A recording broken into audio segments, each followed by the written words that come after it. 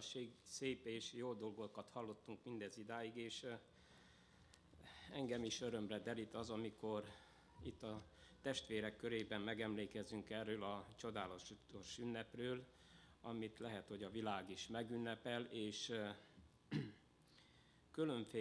különböző alkalomnak tartják ezt. Lehet ezt mondani, nevezik úgy is, hogy szeretet ünnepe, ajándékozás ünnepe, vagy a fenyőfa ünnepe, de ez a mi Úrunk Jézus Krisztusnak a születésének az ünnepe. És ez már az Istennek az ügytervében bele volt szőve az, hogy mikor megteremtette az embert, és mikor elbuktunk, kellett egy olyan valaki, aki megváltsa mi életünket, hogy az ő halála és születése által ne vesszünk el, hanem örök életünk legyen. Isten szeretet, az emberhez való Isten szeretet. Hát Isten úgy szerette a világot, hogy az ő egyszülött fiát adta, hogy valaki hisz ő benne, el ne vesszen, hanem örök élete legyen. Mi emberek szeretjük a hozzánk tartozónkat, vagy esetleg még azokat is, akik egész idegenek, és lehet, hogy sokszor különbséget is teszünk egymás között. De Isten, ő nem személyválogató, és az ő fiát leküldte minden egyes ember életéért. Hát mi is ezen az ünnepen megtapasztaltuk, hogy Isten szeret bennünket. Annak ellenére is, hogy ez a helyzet állt be, de több testvértől kapták a vejünk is a telefont, hogy szívesen fogadnak az ő lakásukban, annak ellenére, hogy lehet, hogy nem is ismernek még bennünket, és ez egy olyan boldogító tudat, mikor tudjuk, hogy Isten nem hagy bennünket egyedül. Régebben volt egy olyan mondás Erdélyben, meg Romániában, mikor álltunk sorba különböző ennivalókért, vagy amit nem kaptunk, és sorba álltunk. A hívőkről azt tartották, hogy ha nem is ismerik egymást, csak annyi kell, hogy elmenjen egy más országban, és ő megmondja, hogy Isten gyermek, akkor ő testvérekre talál. És milyen jó tulajdonság ez. A kívánságom és imádságom az, hogy ez a szeretet, amely átkarol bennünket, ezt mondjuk el másnak is, és legyenek olyan emberek is, akik lehet, hogy az ünnep alkalmából még megismerik Istent úgy, mint személyes megváltójuknak. És ezért az a fontos, hogy átadjuk a mi szívünket, és neki szolgáljunk. Most, mikor újból le fogunk borulni, és kérem a testvéreket, akik szeretnének még imádkozni, az igék értelmében boruljunk le és imádkozzunk.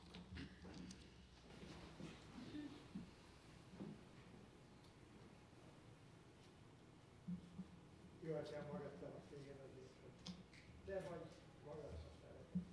Így áldom, hogy ez az életben oly sok megnyilvánulására találhatunk és találhatunk. Különösen most a te szent fiat földre jöttünk ki, megértünk, megtapasztalunk, és gyakoroljuk ezt, hogy a te szeretetedből vagyunk velünk, amit ki apatiszott, és tudjuk azt gyakorolni minden embertársaink felé, és elsősorban a mi testvéreink felé, szentségünk ezen a karácsonyi. Amen. Köszönöm neked, Istenem, azt, hogy ezen a karácsonyon olyan sok mindent adtál az én számomra. De legfőképpen köszönöm azt neked, hogy megérthettem igazán, hogy ez az ünnep arról a szeretetről szól, amit te irántam és bűnös ember iránt adtál. Uram, bocsáss meg azért, mert olyan sokszor ezt a szeretetet önmagamnak tartom meg, és képtelen vagyok megfelelően továbbadni. Uram, kérlek, adj csak alázatosságot és szerítséget az én életemben, hogy továbbítani tudjam a szeretetedet, a te üzenetedet felé, embertársaink felé. Köszönöm neked ezt a gyülekezetet, Uram, ahol olyan sokat tanítottál szeretet gyakorlásában. Köszönöm a testvéreinek, akiket adtál mellénk. Uram, hálát adok neked mindezért, és köszönöm neked azt, Uram, hogy láthatunk, hogy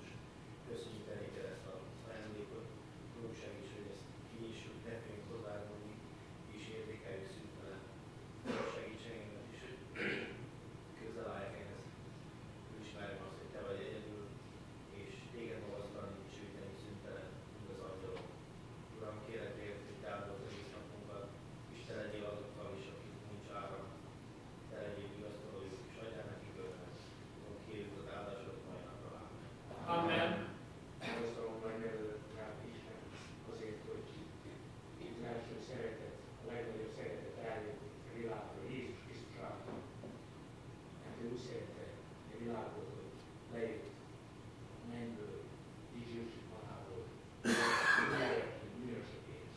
Hálát adok ezért, Uram, hogy egy ilyen bűnöség is, mint én, lejöttél, és átadották. Köszönöm ezt neked, Jézus Krisztus.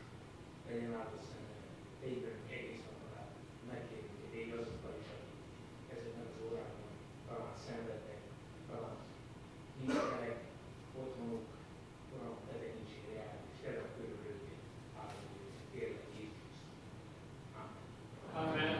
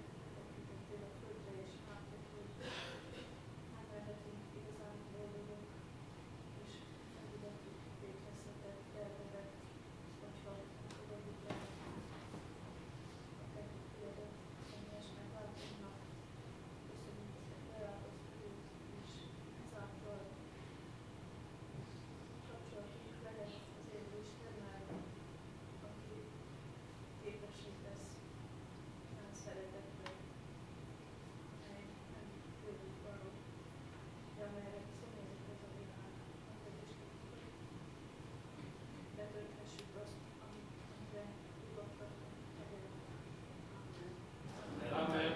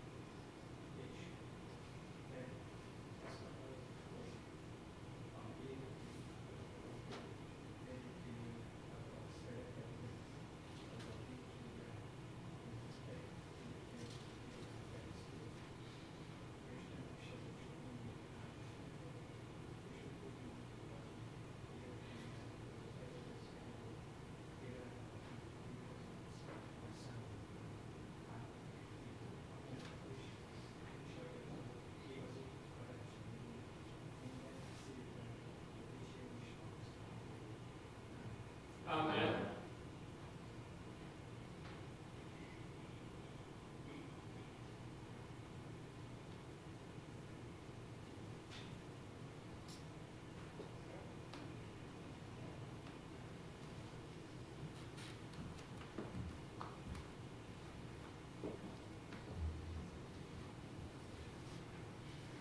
Istenünk, arra kérünk téged, hogy hallgass meg imáinkat, és légy velünk ennek a napnak további részében, ad, hogy nyitott fülekkel, nyitott szívvel, nyitott elmével tudjunk itt lenni. Arra kérünk, légy azokkal, akik nincsenek itt. Te légy az ő segítőjük és vigasztalójuk, és kérünk, hogy ez az egész napon a te áldásod legyen. Amen. Imaóránk befejezéséül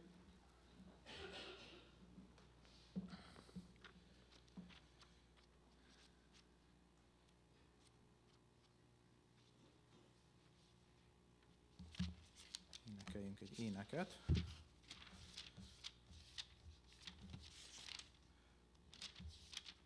A 236-os számú éneket a hithangjaiból, 236, hadd zengjen énekszó.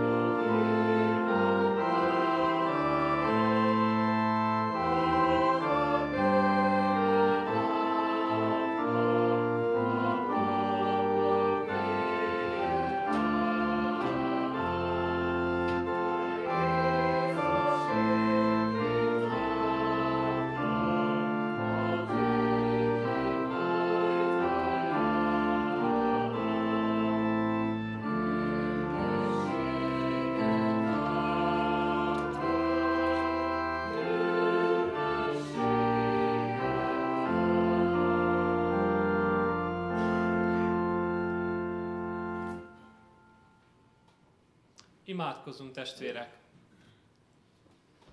Mennyei Atyánk, az angyalokkal együtt szeretnénk ezen a napon téged dicsőítni, mert minden dicséret, minden hódolat téged illet meg egyedül. Szeretnénk, hogy minden szavunk, minden gondolatunk ezen a napon és életünk minden napján rád mutasson és téged dicsőítsen. Köszönjük azt, hogy elküldted a békesség fejedelmét, hogy békét teremtsen a mi szívünkben. Békét teremtsen köztünk, és békességünk lehessen veled, szerető mennyei Atyánk. Köszönjük a te jó akaratodat is. Köszönjük, hogy jó akarattal, szerető szívvel közeledsz felénk, emberekhez, akik sokszor megbántottunk, akikben sokszor kellett csalódnod, akik sokszor lázadtunk ellened. Köszönjük, Urunk, hogy szereteted nem enged arra, hogy haraggal közeledj. Köszönjük, hogy szereteted által áldásokkal jössz felénk, és mennyei ajándékokkal. Szeretnénk, hogy elfogadjuk ezeket az ajándékokat.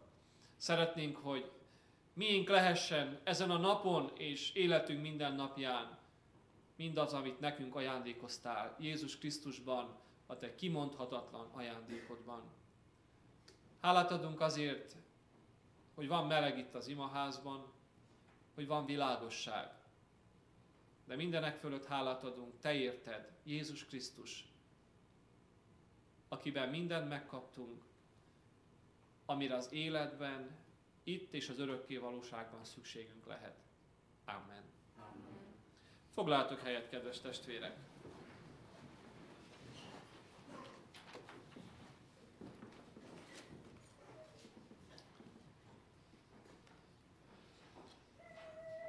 Az Úr Jézus Krisztus drága nevében köszöntök mindenkit, nagyon sok szeretettel, és kívánok mindenkinek az Úr Jézus Krisztus jelenlétében megáldott karácsonyi ünnepet.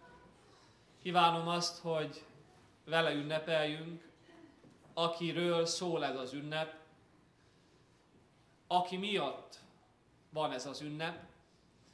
Az ő jelenléte adja meg mindazt, ami arra a szívünk, lelkünk vágyakozhat. Hálásak vagyunk Istennek azért, hogy lehet összejövetelünk.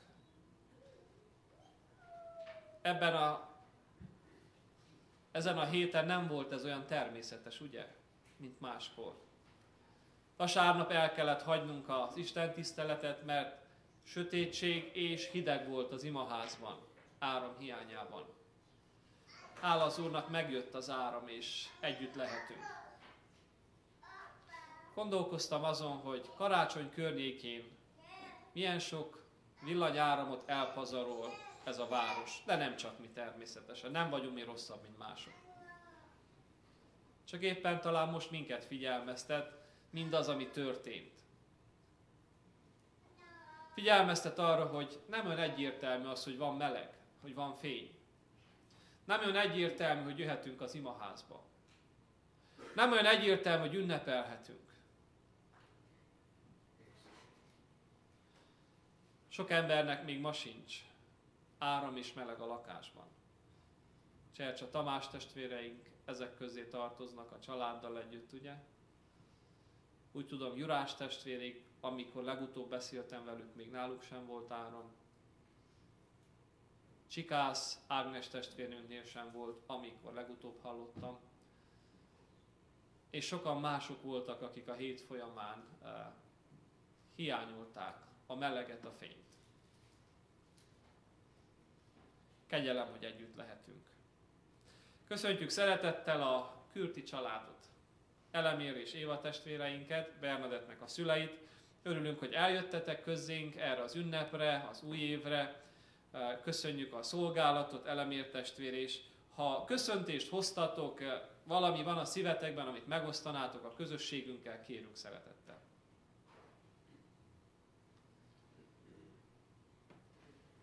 Régebbi óhajunk és vágyunk teljesült, Isten meghallgatta könyörgésünket, és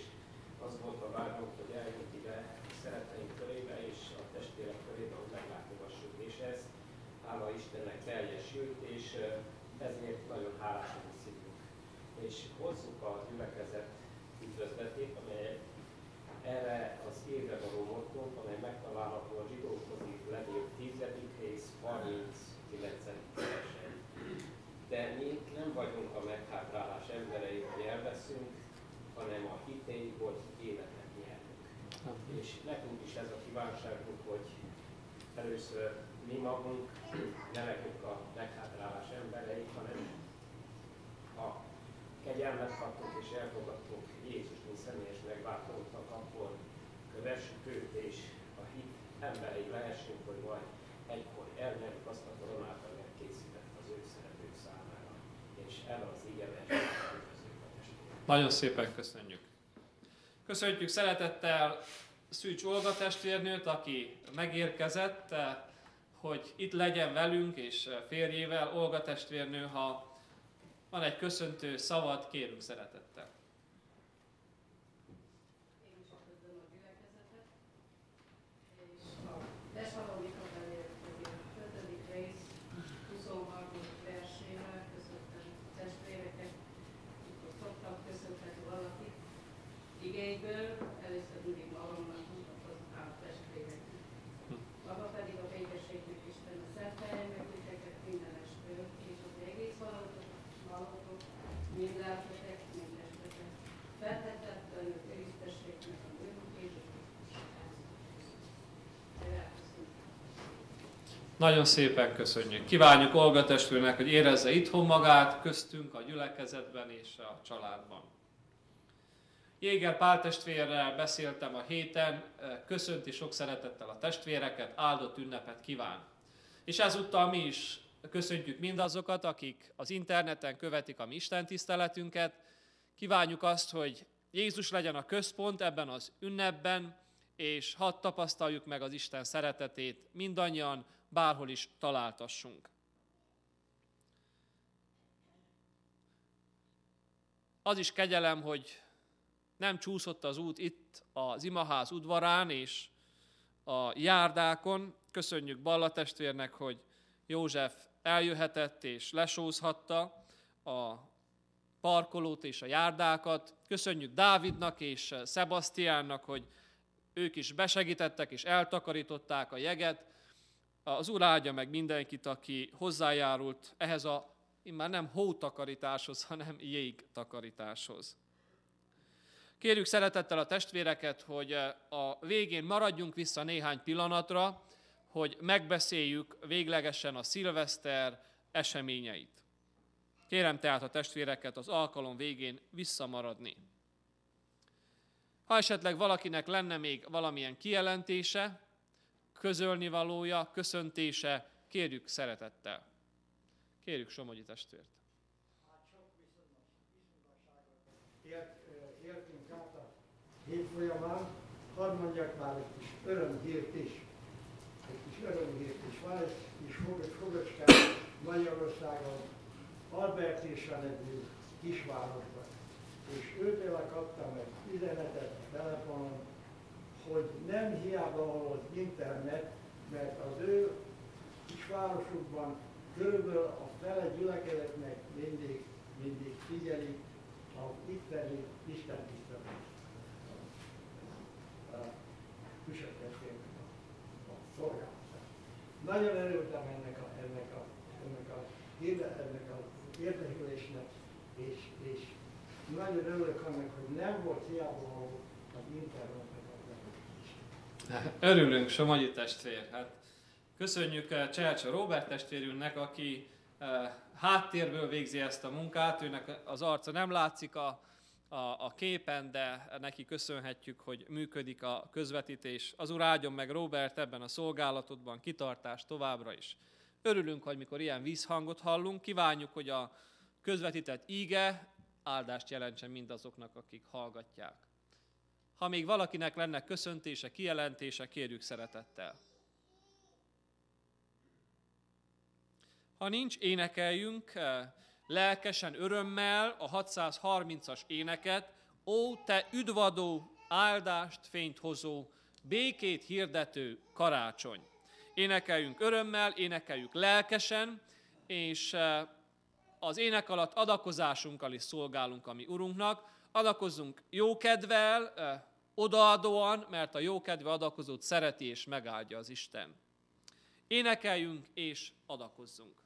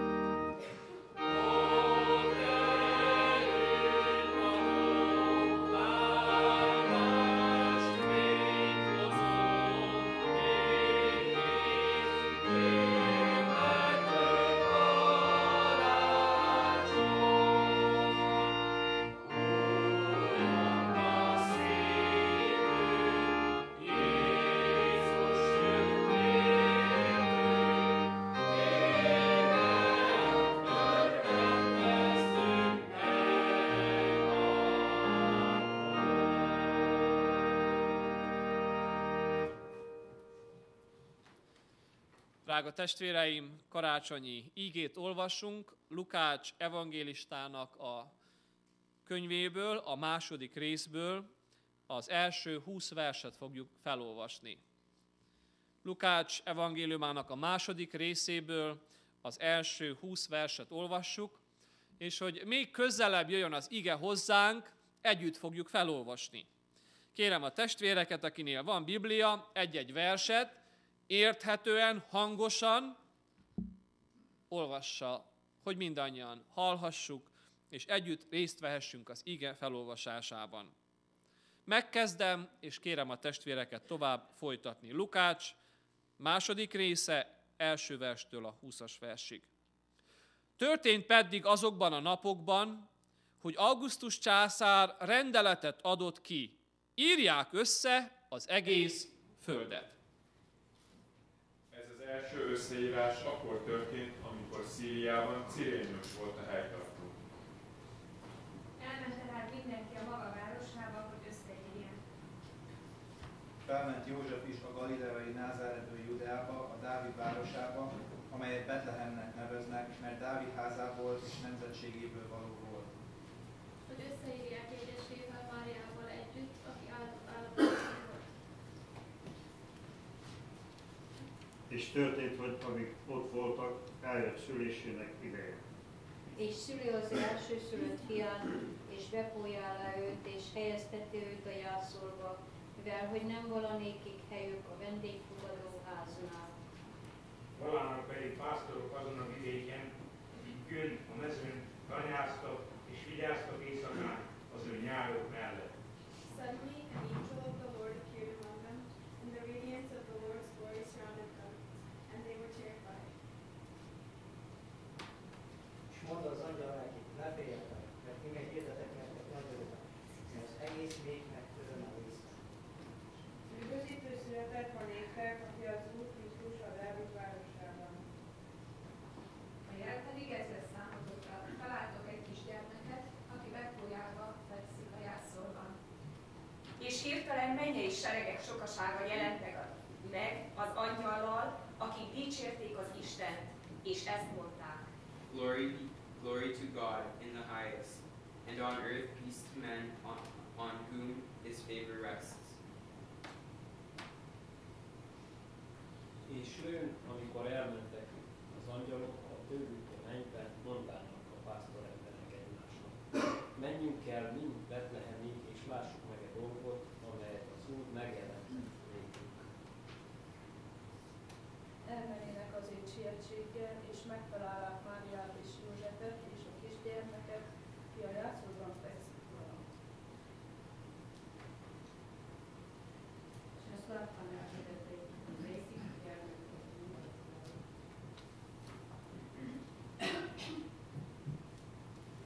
És mindenki, aki hallotta, elcsodálkozott azon, amit a pásztorok mondtak nekik. Mária pedig mindezeket a dolgokat megőrizte, és forgatta a szívében. A pásztorok pedig visszatérének, dicsőítvén és dicsérvén az Isten mindazok felől, amiket hallottak és láttak, amint néki megmondott. Amen. Mondjuk együtt. Amen. Köszönöm szépen, foglaljunk helyet, és kérem szeretettel az énekkar szolgálatát. Természetes, hogy mindenki énekelhet az énekkarral együtt.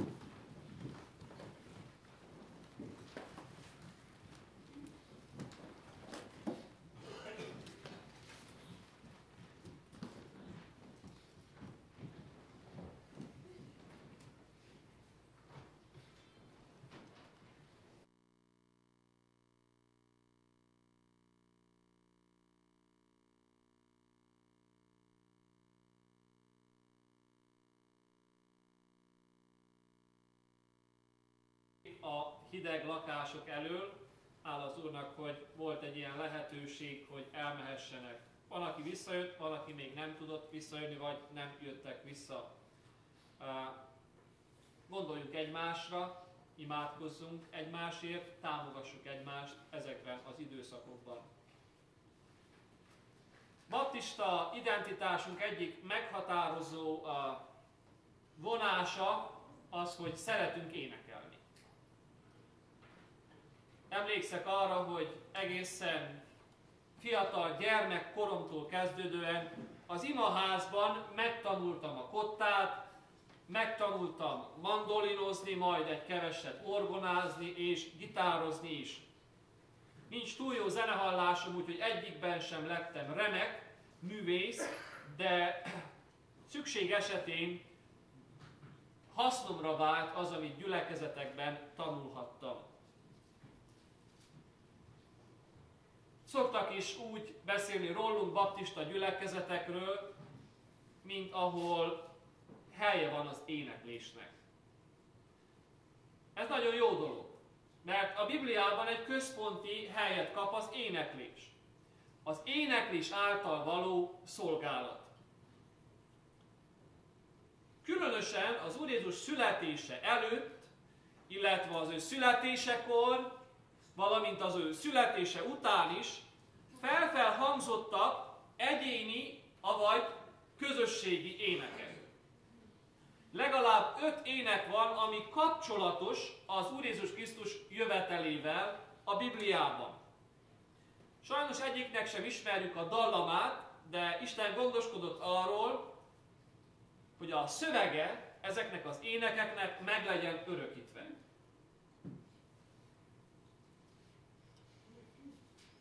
Gondolom Isten azt akarja, hogy mi majd írjunk hozzá dallamot. Használva a szép igei gondolatokat, az igei szöveget, az igei üzenetet. Ezek között van például Erzsébet, Keresztelő János édesanyjának az éneke, illetve Zakariás, Keresztelő János édesapjának az éneke. Olvashatunk a Mária énekéről, amit latin nyelven úgy neveznek, hogy Magnificat. Ugyanakkor a Jézus születése után, mikor felvitték a templomba bemutatni az Úrnak, Simeon kezébe vette, és elkezdi áldani az Urat, ami úgy van megörökítve, mint a Simeon éneke.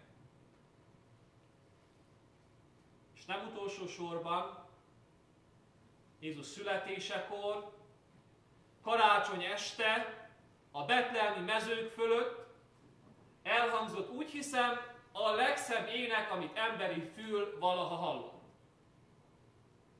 Ezt nevezzük, vagy ezt nevezi a Biblia az angyalok énekének. Nem tudjuk, hogy hányan voltak, de feltételezzük azt, hogy sokan. Én úgy képzelem el, hogy a betlehemi mező fölött az egész ég olyan lett, mint egy nagy színpad, és azt betöltötték az angyalok. Jézus említi azt, hogy ha szeretné, ha akarná, rengeteg angyalt kérhetne, hogy jöjjön az ő segítségére. De ő ezt nem tette. Nagyon sok angyal van a mennyországban. És ezekből egy nagy-nagy csapat karácsony este a betlehemi mezők fölött elkezdtek énekelni. Azt mondja ugye az ige, és hirtelen mennyei seregek sokasága. Nem tudjuk a pontos számot, de amikor azt mondja, hogy mennyei seregek sokasága, akkor ez egy nagy számot jelent. Gondolom, hogy legtöbben részt vettünk már olyan eseményeken, ahol több énekkar összevonva elkezdett énekelni. Valami fenséges. legemlékezetesebb alkalom ilyen szempontból számomra, amikor 2004-ben Angliában, Birminghamben elmehettem a Baptista Világszövetség találkozójára. Minden országból, minden nyelvből, ahol baptista közösségek vannak, jelen voltak az emberek. És több énekkar is a 4 napos konferencia alatt szolgált a közösség felé az istentiszteletek keretében. De az utolsó ének egy összevont ének volt. Ott volt amúgy a magyarországi központi énekkar is, de sok más énekkar jelen volt. Nem tudtam megszámolni, de több százan voltak, és elkezdték énekelni a Halleluja kórust. Valami rendkívüli élmény volt. De gondolatomban úgy képzelem, hogy a betlehemi ének ezt túlhaladta létszámban és zenei, művészi alkotásban egyaránt. Nem tudjuk, hogy hány hangra énekeltek az angyalok. Gondoljuk, hogy ha mi emberek tudunk 4 hangra énekelni, akkor ők legalább 14 hangra tudtak énekelni.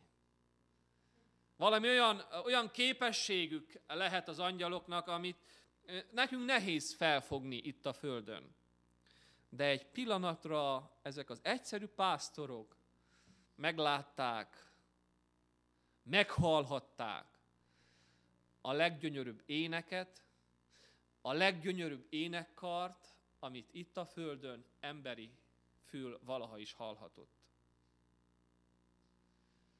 Persze hadd vigasztaljalak titeket azzal, hogy ha Jézus Krisztusban vagyunk, bár nem voltunk ott a betlehemi mezőkön, nem hallhattuk ezt a gyönyörű énekkart, de nincs minden veszve, mert Jézus megígérte, hogy magához vesz minket, hogy ahol ő van, mi is ott legyünk.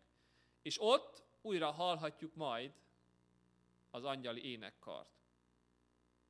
Sőt, mindenki, aki itt a földön nem rendelkezett megfelelő zenei hallással, hogy énekelhessen egy énekkarban,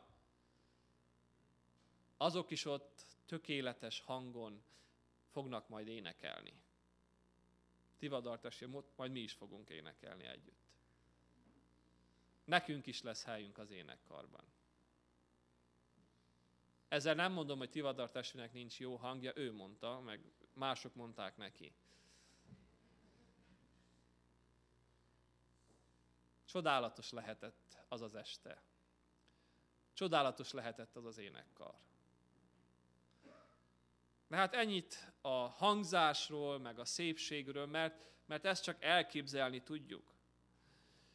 Azonban az, ami hátra maradt számunkra, amit a pásztorok megjegyeztek, amiről a Szentlélek gondoskodott, hogy megmaradjon számunkra, az a szöveg. És ezen a karácsonyi ünnepen az ének üzenetével, az ének szövegével fogunk foglalkozni. Akik nézték a kanadai tévét, a rövid vázlatát már hallhatták ennek a prédikációnak. Ez segíthet abban, hogy még jobban megértsük azt, ami ebben az énekben jelen volt. Az első dolog, amit meglátunk az angyalok énekében, az, hogy a dicsőség egyedül Istent illeti meg. Mert ezt énekelték az angyalok. És hirtelen mennyei seregek sokasága jelent meg az angyallal, akik dicsérték az Istent, és ezt mondták, dicsőség a magasságban Istennek. Az első üzenet, amit legfontosabbnak láttak az angyalok, az volt, hogy kijelentsék, a dicsőség egyedül Istent illeti meg. Maga Isten is kijelenti az Ézsaiás próféta könyvében, hogy dicsőségemet nem adom másnak, dicsőségemet nem osztom meg hiú bálványokkal. Ezért nagyon fontos gondolat és üzenet van ebben az első szövegében, ebben az első sorában ennek az éneknek: a dicsőség egyedül Istené. Egyedül az övé, mert ő a leghatalmasabb lény az univerzumban. Úgy képzelem, az angyalok tudták, mit mondanak. Mert ők éppen onnan az Isten dicsőségéből jöttek. Nem tudjuk azt, hogy mennyit utaztak, mert tudjuk azt, hogy az angyalok nem mindenütt jelen való lények.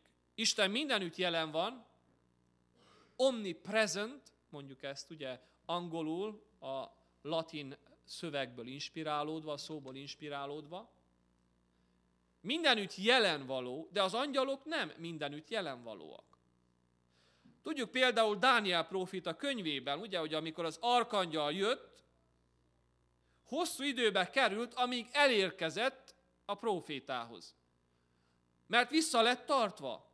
Tehát ebből látjuk, hogy utaznak, és időt vesz fel az ő utazásuk az univerzumban. Nem tudjuk, hogy mennyit jöttek onnan a dicsőségből ezek az angyalok.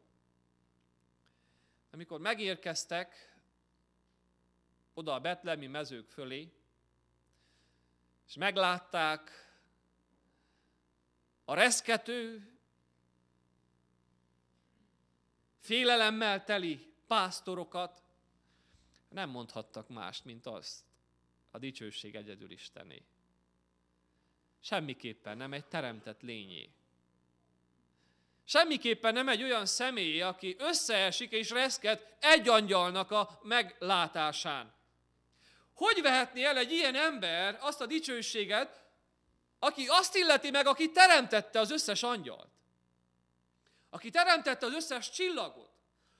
Aki teremtette az egész világ mindenséget? Hogyan vehetnénk mi el őtől a dicsőséget? Hogyan illethetne meg bennünket ez a dicsőség? Ezért mondjuk együtt az angyalokkal: dicsőség a magasságos mennyekben az Istennek. El tudjuk ezt együtt mondani? És dicsőség a magasságos mennyekben az Istennek. Isten nem azért kéri magának a dicsőséget, mert egomániákus lenne, hanem azért, mert tudja azt, hogy az ember itt a földi létben, a földi gondolkodásában, a földi képességében képtelen elhordozni a felmagasztalást, a dicsőséget.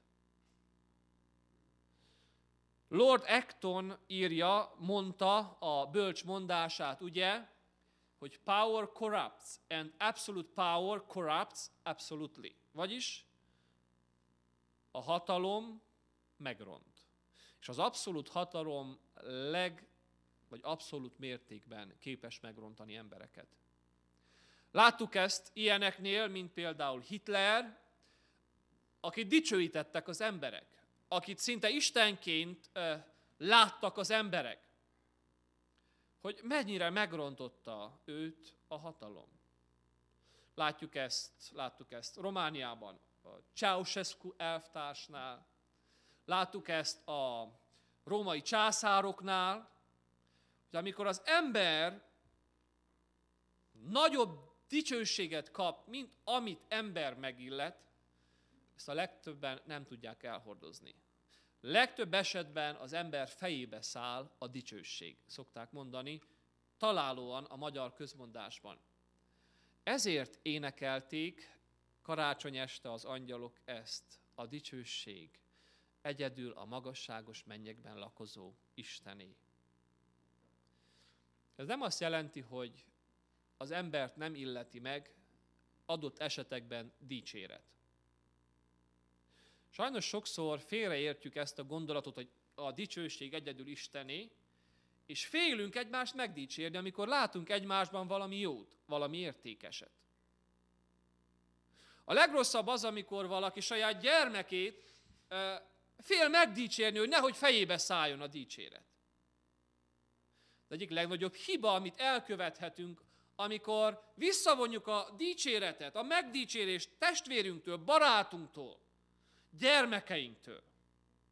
Hát nézzük meg, az Úr Jézus maga is a kellő időben megdicsért embereket. Például azt mondta Nátánaelnek, ime egy igaz izraelita, akiben semmi hamisság nincs. Nagy dicséret ez egy embernek? Elég nagy dicséret, ugye? És Jézus kimondta, és ez nem vonta meg az Isten dicsőségét. Ugyancsak Jézus volt, aki azt mondta, ugye, a szirofönicei asszonynak, hogy ekkora hitet én nem láttam még Izraelben sem. Dicséret volt ez? Nagyon is. Simon Péternek azt mondja, boldog vagy Simon, mert ezt a kijelentést magától, a mennyi atyámtól kaptad. Ez is egy dicséret volt. Tehát helye van az egészséges dicséretnek. De az a gondolat, hogy imádjunk embereket, hogy dicsőséget adjunk embereknek, ez nem helyes. Ez bálványimádást jelent. A dicsőség egyedül az Istené. De ne legyünk szegények a dicséretben. Legyünk bátrak megdicsérni egymást a jóban, hogy megerősítsük egymást a jóban. Természetes, hogy az, ahogy mi hozzáállunk az Isten dicsőségéhez, az nem fogja csökkenteni az ő dicsőségét. Azt írja valaki, ahogy a napot mi nem tudjuk elsötétíteni, úgy nem tudjuk csökkenteni az Isten dicsőségét. Azonban az életünkkel eredményezhetjük azt, hogy mások meglássák az Isten dicsőségét, vagy mások szemében elhomályosítsuk az ő nagyságát és az ő hatalmát, ami maga viseletünkkel, ami életünkkel. Tehát Isten dicsőségét nem tudjuk csökkenteni, de az embertársaink életében el tudjuk homályosítani azt, aki Isten valójában, és az ő szeretetét, az ő nagyságát, az ő dicsőségét. Hogyan lehet kifejezni Isten felé a mi dicsőségünket, a mi dicsőségadásunkat? Hát szavakban. Azáltal, hogy ismételjük, elmondjuk a Biblia által kijelentett jellemvonásait az Istennek. Hogy Isten egy szerető Isten vagy, egy jó Isten vagy, egy igazságos Isten vagy. Amikor ezt őszintén hittel el tudjuk mondani szavakban, ezzel mi Istennek adunk dicsőséget. De a szavak mellett vannak cselekedetekben megnyilvánuló aktusok, amivel mi Istennek tudjuk adni a dicsőséget. Például az Úr Jézus Krisztus 2 helyen is, de több helyen is említi, 2 idézek most az időhiányból eredően, amely által rámutat arra, hogy ő hogyan szerzett dicsőséget az Istennek. Kérem, hogy olvassa el valaki a János evangéliumának a 17. részéből a 4-es verset. János 17, 4.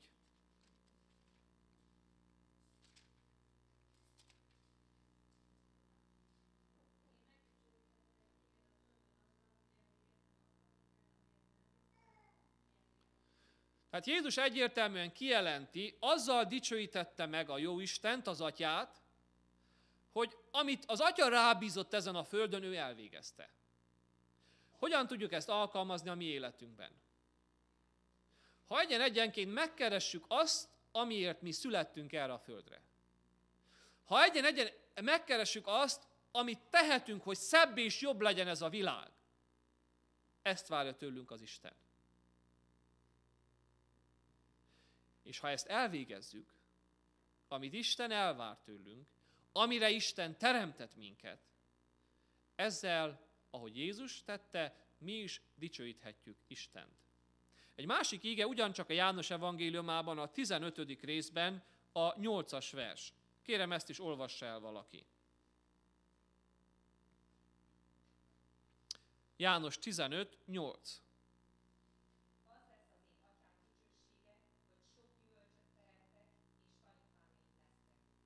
Az lesz az én atyám dicsősége, hogy sok gyümölcsöt teremtek.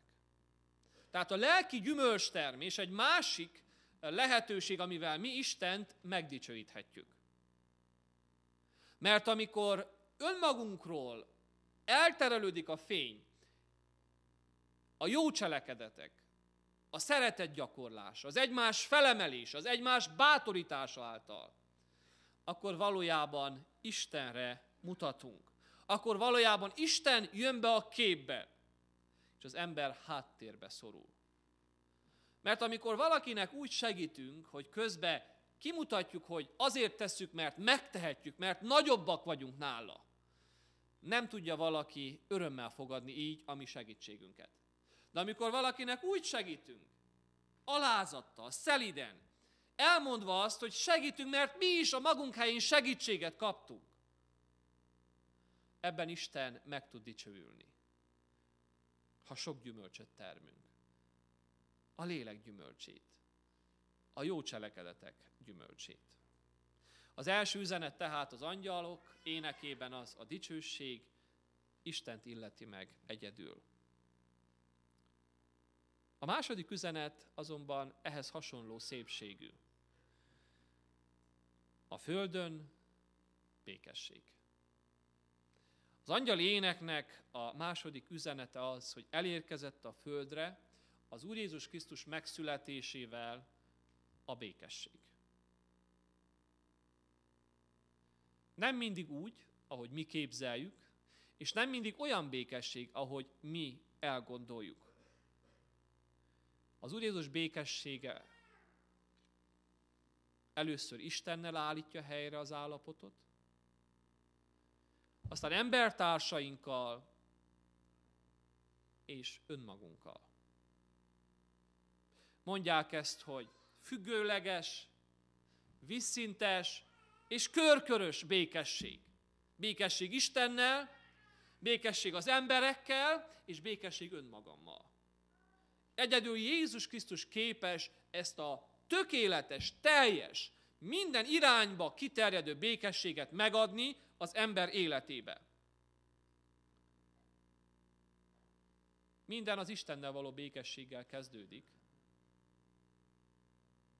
És Pál azt mondja a római levélben, megigazulván hitáltal, békességünk van Istennel, ami Urunk Jézus Krisztusunk által. Jézus Krisztus békességet hozott Isten és ember között.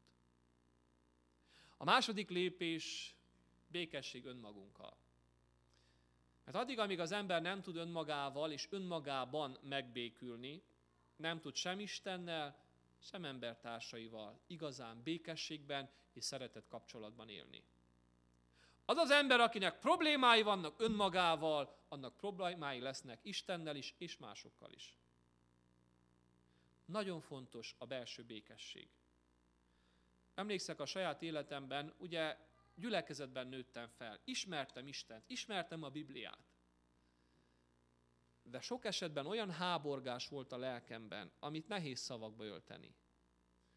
Okozta ezt halálfélelem, okozta ezt bűnvád, és olyan sok minden más. És emlékszem arra, hogy soha nem tudtam olyan békességesen aludni, mint 17 éves koromban, amikor átadtam a szívemet az Úr Jézusnak. Mint amikor elismertem azt, hogy ő a békesség fejedelme. Mikor elismertem azt, hogy nem tudom jól irányítani az életemet, és átadtam neki a kormányt, az életem kormányát. Az egyik nagy áldás ebben az örök élet mellett az volt, hogy olyan békesség költözött a szívembe, ami azóta is ott van. Sokszor meggyengül, sokszor jönnek problémák, de mindig vissza tudok menni ahhoz a ponthoz, és mindig el tudja árasztani a szívemet a tőle jövő békesség.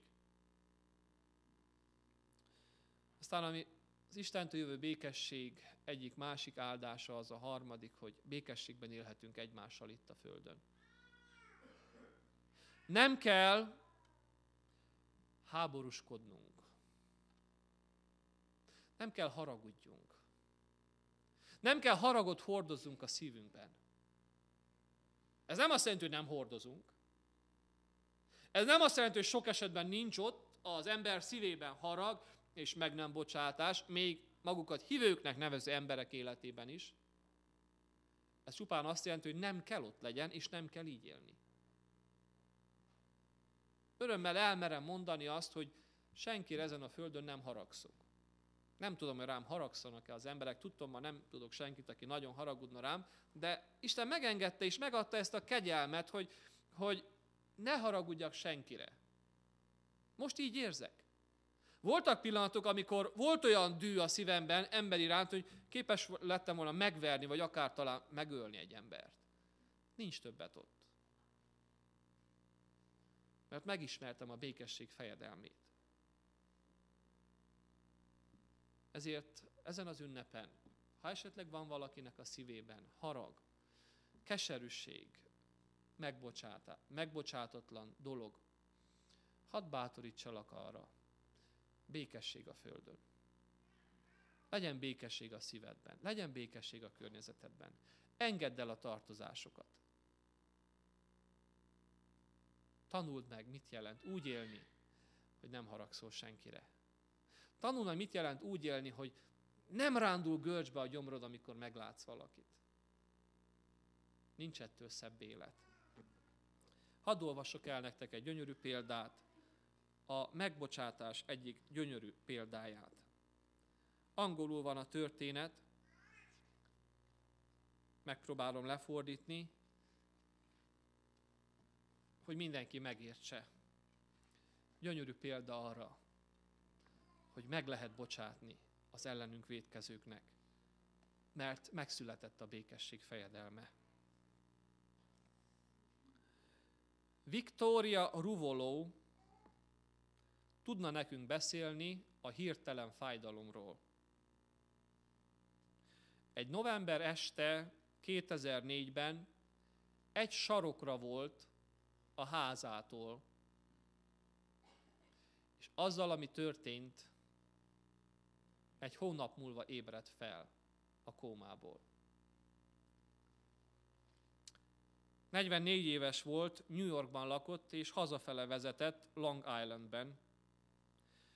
Éppen az unokahúgának a zene koncertjéről jött, és alig várta, hogy a kanapéra leüljön, meggyújtsa a kandallót, és pihenjen. Nem emlékezik arra, hogy egy szürke Nissan közeledett felé keletről. Nem emlékszik arra, hogy egy 18 éves fiú kihajult a Nissan ablakán, kezében, mivel mással, egy fagyott pulykával. És neki dobta az autója ablakának. 10 kilós madár repült, áttörte a szélvédőt, meghajtotta a kormányt, meggörbítette a kormánykereket, és úgy széttörte ennek a nőnek az arcát, mintha az aszfaltra esett volna. Kómába esett, és a sürgősségre került. Túlélte, de csak azután, hogy a doktorok visszadrótozták az állát. Visszaragasztották az egyik szemét műfilmmel, műanyaggal. Titánium lemezekkel összefogták a koponyáját. Nem tud többet a tükörbe nézni, hogy ne emlékezne erre a fájdalomra.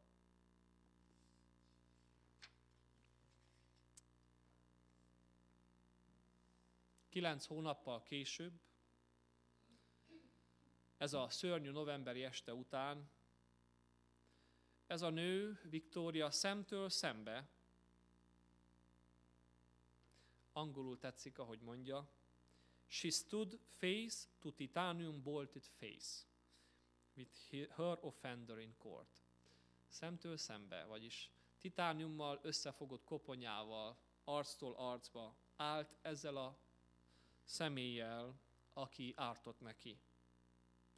Ryan Cushing többet nem az a gőgös fiatalember volt, aki pulykát dobott a Nissanból, csak mert ez érdekes lehetett. Reszketett, félt, és bocsánatkérő volt. New York városa számára ez a fiatalember jellemezte, szimbolizálta azt a generációt, gyermekek, fiatalok, azt a generációt, akiket nehéz már kontroll alatt tartani. Out of control, mondja az angol. Az emberek megtöltötték a tárgyalótermet, hogy lássák, hogy megkapja ez a fiatalember az illő büntetését az ilyen meggondolatlan cselekedete miatt. Azonban a bírónak a döntése dűbe gurította az embereket. Mindössze 6 hónap börtön, 5 hónap próbaidő, egy kevés lelki gondozás és valamennyi közigazgatási szolgálat. Mindenki ellenkezett, protestált. Mindenki, kivéve Viktóriát, a bántottat. A lerövidített büntetés az ő gondolata volt. A fiú oda sétált hozzá, és ő megölelte. A bíró és a tömeg szeme láttára magához szorította, és megsimogatta a haját. A fiú könnyezett, Viktória pedig ezt mondta: megbocsátok neked. Azt szeretném, hogy az életed a legszebb élet legyen, amilyen csak lehet. Tégy valami jót az életeddel. Később így nyilatkozott: Isten adott nekem egy második esélyt. Én csak továbbadtam azt.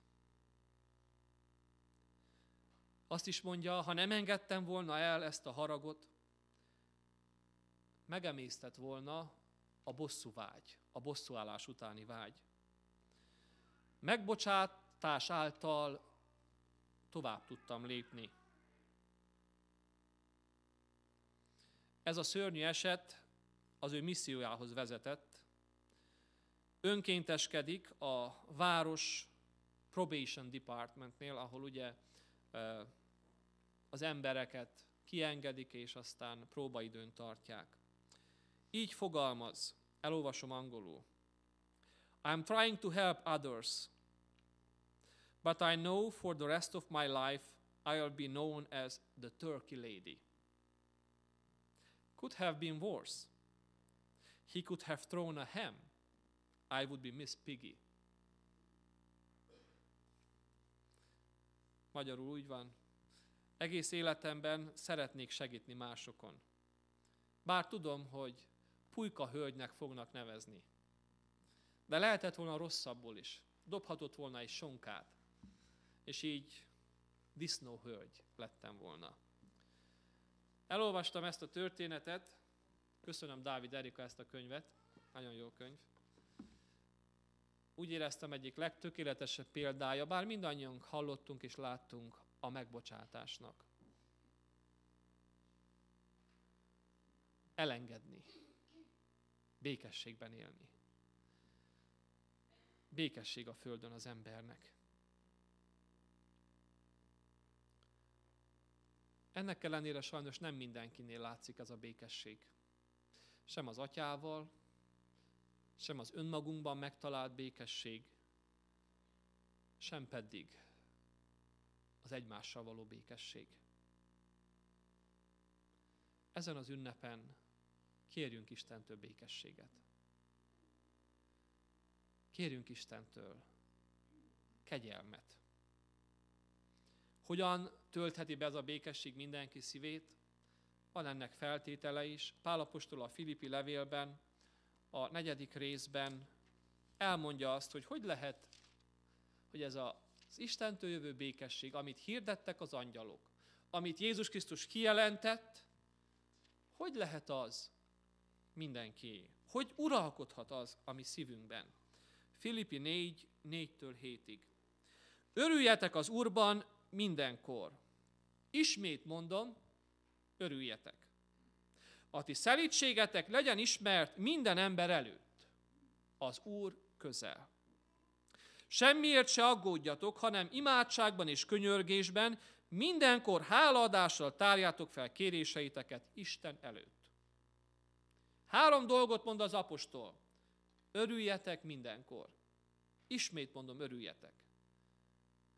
És nem mond azt, hogy nem megfelelő a környezet, vagy a körülmény. Pál a börtönből írta ezt az üzenetet.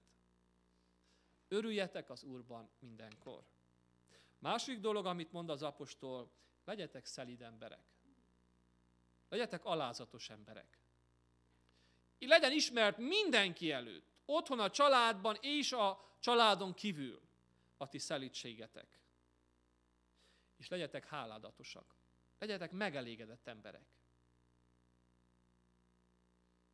Ne aggódjatok, hanem adjatok hálát minden helyzetben. És mi lesz ennek a következménye? Hallom, mindjárt befejezem.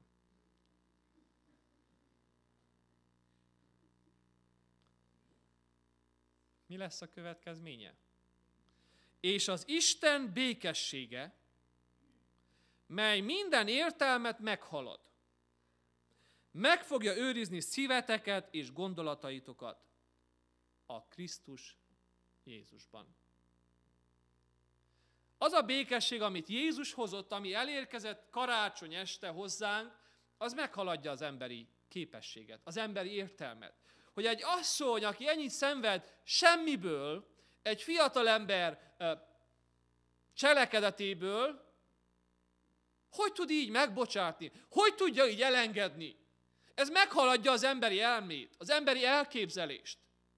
Minden értelmet meghalad, de ha tudsz örülni, ha tudsz szelíd lenni, ha tudsz háládatosan megelégedett lenni, ez a békesség, amely minden értelmet meghalad, be fogja tölteni a szívedet és a te gondolatodat. És az angyali ének 3. pontja az emberekhez jó akarat. De ezt majd jobb lesz, ha délután folytatjuk. Álljunk meg ennél az első 2 mondatnál, ennél az első 2 gondolatnál. A dicsőség egyedül Istené. Mert ő a legcsodálatosabb lény az univerzumban. Mert mi emberek nem tudjuk elhordozni a dicsőséget. A dicséretet azonban igen. Adjunk Istennek dicsőséget azáltal, hogy betöltjük azt a küldetést, amire elhívott minket, és megteremjük azt a gyümölcsöt, amire vár ez a világ. És imádkozzunk azért, hogy a minden értelmet meghaladó békesség, amelyet Isten megígért, amelyet az angyalok énekeltek, és amely Jézus Krisztusban meg és kiteljesedett, legyen a miénk. Uralkodjon a szívünkben. Ilyen gondolatok között jöjjünk az Úrhoz néhányan imádkozva. Álljunk fel és imádkozzunk.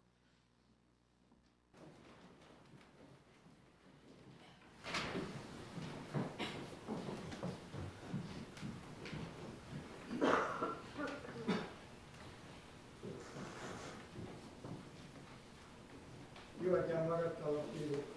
Ugye te, Szent Fiat, ezt a példát adtam, amit számunkra, és ezt mondtam, hogy békességet hagyok néktek. És elég békességet. Nem úgy elmond, hogy a világ, hanem isteni békesség. Segíts, hogy mindjárt birtokosai lessünk ennek az isteni békesség. Amen.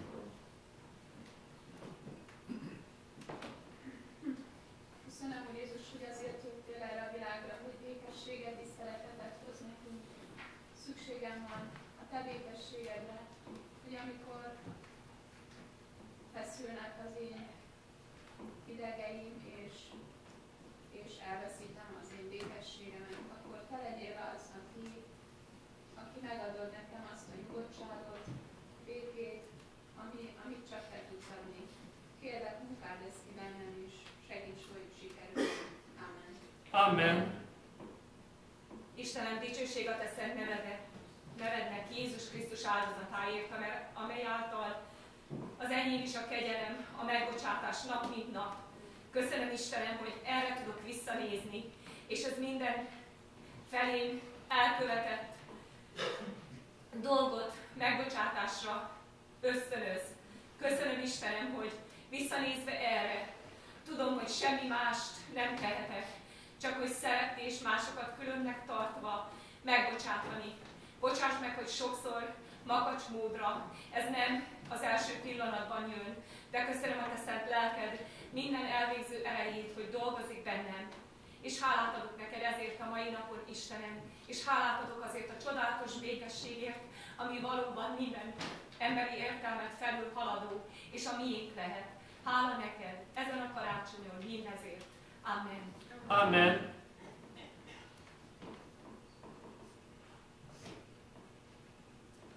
Drága testvérek, záró imádságként és dicsőítésként mondjuk el az angyalok énekét együtt. Dicsőség a magasságos mennyekben az Istennek, a földön békesség és az emberekhez jó akarat. Amen. Az Úr közel. Jézus. Amen. Kérek mindenkit egy kis ideig még csendben maradni, helyet foglalni,